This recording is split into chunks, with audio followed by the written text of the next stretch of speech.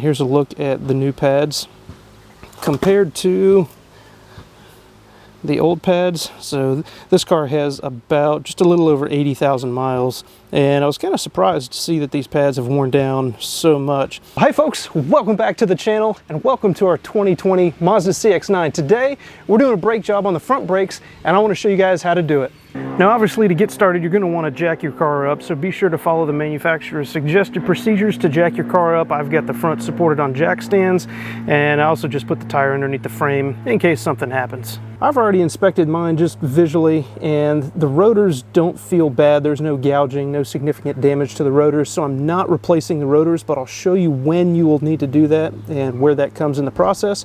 So for today, all we're doing is going to be replacing the pads, and to do that I'm going to be using some CarQuest Premium Gold part number GNAD1258. These came from my local car parts stores. There are obviously many different kinds of pads that you can use, but these come with a limited lifetime warranty, and I don't think we'll have any issues with them. These are ceramic pads, and here's a look at the new pads compared to the old pads. So this car has about just a little over 80,000 miles, and I was kind of surprised to see that these pads have worn down so much. But doing some internet research, I did find out, or I did learn, that these cars, the pads on these cars do wear pretty quickly, I guess relative to other cars. But I was interested to find out that the rears apparently, and we'll see when I do those, be sure to check that video out and the link down in the description below. But apparently the rear pads wear out a lot quicker than the front pads, because for those cars that have the adaptive cruise control like ours, the rears are the ones that control the adaptive cruise control, which makes sense. So with that, let's get started on these front pads. Now to get started with the front brake pads, you can see I've got the brakes and the wheels turned to the left, so that'll just give me easier access to the 17mm bolts that hold the caliper on. So let's go ahead and take those two 17mm bolts off first.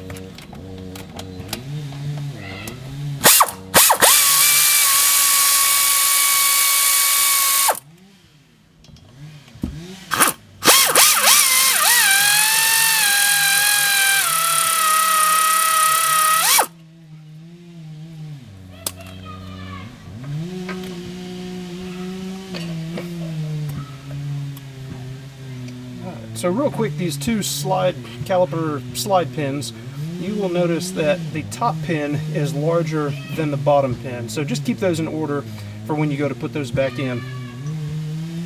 Now, one thing I did see several videos show that some folks take a pry bar or a screwdriver and kind of bend this, pry on the actual brake rotor itself to get the caliper pistons pushed back in. I'm not terribly a big fan of that. I just don't like prying on different things. So what I'm going to do is I'm going to use the old calipers and this C-clamp to slowly, kind of more controlled way, push the pistons back into the brake cylinder. Alright, so this is what I'm going to do. I'm going to use an old brake pad and my C-clamp just to slowly push these pistons back into the caliper. Now one thing you want to pay attention to is the reservoir. So your brake fluid reservoir, I've already taken some fluid out because when I did the passenger side, the fluid came all the way up to the max line. So I went ahead and drained a little more out because I know when I push the caliper back in, or the pistons back in the caliper, this fluid level is going to rise back. And I'm just going to loosen the cap there just to allow for some air to come out. As I mentioned, just keep an eye on your reservoir when you're pushing these pistons back into the caliper so that fluid does not overflow. So I'm just going slowly back and forth, working each side, pushing the pistons in. Now the backs are a little bit different because I do have the electronic parking brake, and there's a different procedure for those so that you don't damage that electronic parking brake. I'll cover that in a separate video, but for right now, this is all we have to do for the front pistons. So now that we've got the pistons pushed all the way back in the calipers, I want to show you guys the reservoir. So here's the reservoir, and if you remember, the fluid was down here before we pushed the pistons back in, and now it is all the way up at the max fill line. So again, it's really important that you make sure to keep an eye on the reservoir, but also that you're going to have to remove some of that fluid so it doesn't overflow. Now that we've got the pistons pushed back in the caliper, I'm going to go ahead and remove the old brake pads. Just gently prying these out.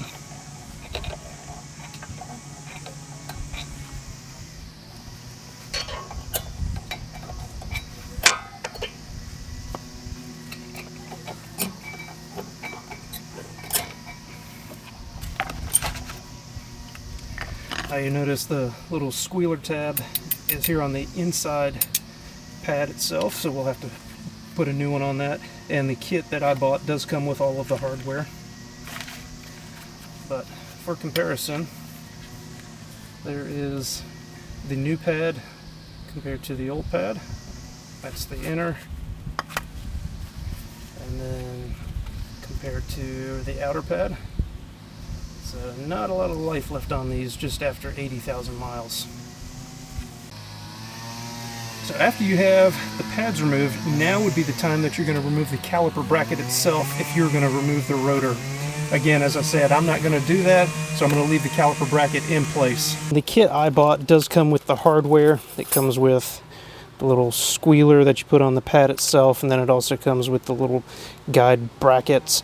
But now would be a good time to go ahead and inspect your caliper bracket as you have everything cleaned off. And what I found for my particular case was that I was able to take a little brass brush and just brush off all of the brake dust. And these little guide plates are actually just fine to reuse. Again, check all your parts when you're doing your inspection, but I mean, as you can see, that with a little brushing, that pretty much looks brand new. So I'm going to hold on to these for future use, but I'm going to reuse the current little guide pins or slide brackets that are on there. Now to install this, I keep calling this thing a squealer. Just it's a little, the metal scraper that lets you know when your brakes are starting to get low. It's got a 90-degree bend. All you do is just clip that on to the ear on the side of the pad, and then that just goes right into the groove in those little brackets that are in the caliper itself, or the caliper bracket. Now we'll just go ahead and put the new brake pads back in the caliper bracket.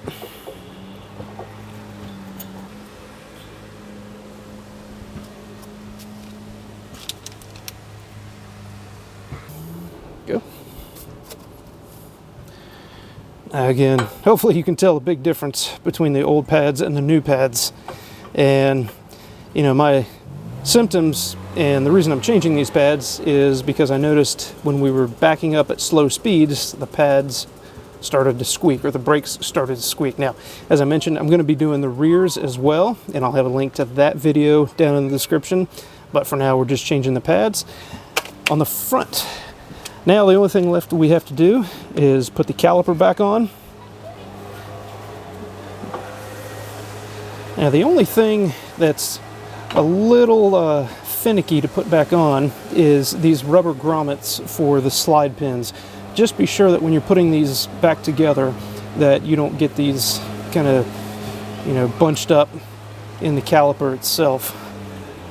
There's one on the top and one on the bottom.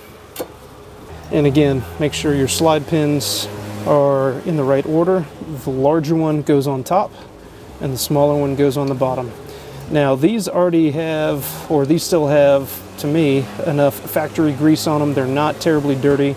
So I'm not going to put any more grease on these, but if you need to, you can put some brake caliper grease back on these slide pins.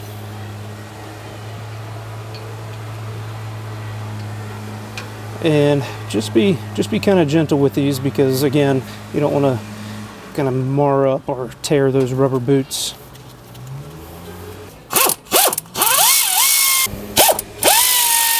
Now once you get these caliper bolts kind of tightened down a little bit, we're going to torque them down to 65 foot-pounds.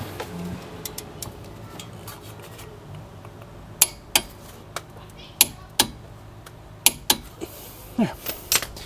Just check, make sure everything is in order. And once we put a little pressure on the brake pads or the brake pedal, the pistons will push back out of the caliper. But yeah, as you can see, everything is sliding freely. Now all we have to do is put the tires back on, torque your wheel lug nuts to 80 foot-pounds, and go ahead and bleed your brakes if you need to at this point. But as far as changing your brake pads, that's going to do it. Now after you bleed your brakes, if you need to do so, now would be the time to top off your reservoir with the appropriate fluid, which I believe is DOT3. Be sure to check your owner's manual. But guys, that's going to do it for this video on how to change your front brake pads. I hope it was helpful to you. If it was, leave me a comment down below. And don't forget to subscribe if you hadn't already. I'd love to have you join the channel. With that, guys, I look forward to seeing you on the next one.